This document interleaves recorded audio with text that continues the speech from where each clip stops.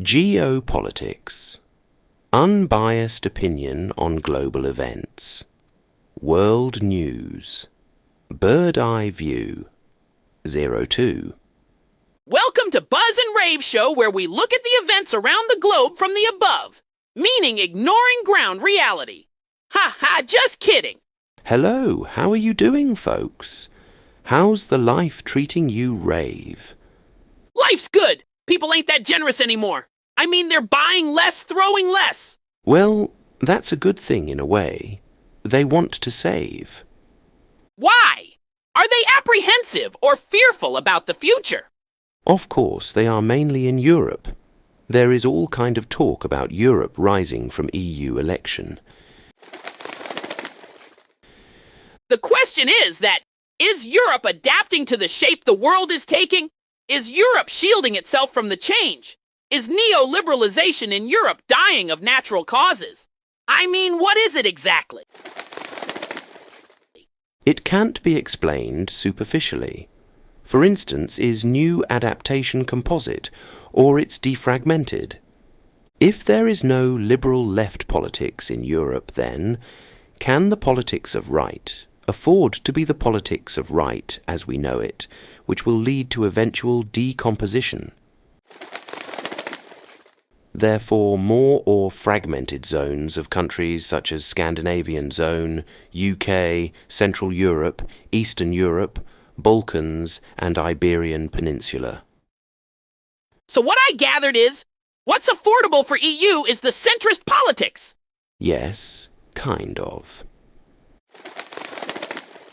And how would it function if all the politics in Europe is of the right? Well, Scandinavian or Baltic bloc might transform into aggressive and militaristic bloc, while Central EU will be on its back while playing passive geopolitics. Then Eastern European and Balkan countries might incline more towards East, to Russia and China, perhaps. And the other two, then? Well, Iberia and Southern Europe would likely play on all sides, and I do see UK operates independently as 51st state. Just joking. Ha ha! Xinhua press, though, do not have EU elect and French president call of snap election as main news. Yeah, the main news is about Israel attacks resulted in targeting refugees, and D8 countries call for immediate ceasefire in Gaza. Among other news, Japan economic outlook contracted, and Libya seeking daily increase in oil production, which likely won't happen.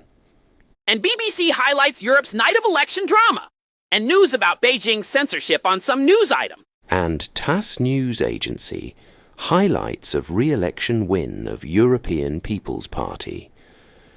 And Battle Group North improves frontline positions in last 24 hours.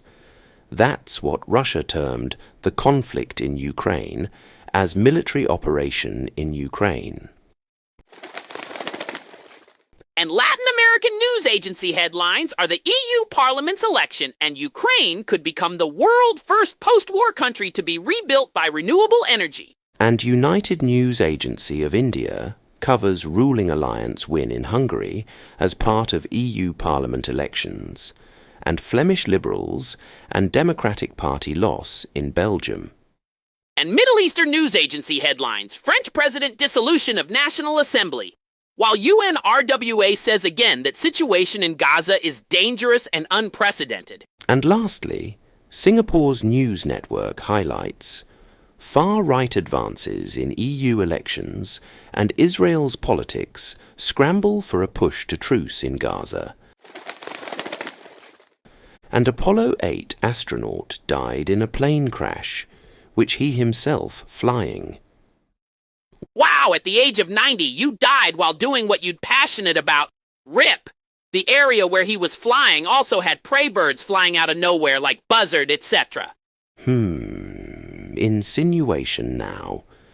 Did you know in third world countries they set fire to landfill dumps so the crows don't interfere with air traffic? Ha ha! They do that for all birds. Oh yes, I forgot. It doesn't matter to you guys. For you, it's got dope effects. A bit of little hang of it, rather. What? I don't take drugs! There you go again, you presumptive colonial-era racist buzzard.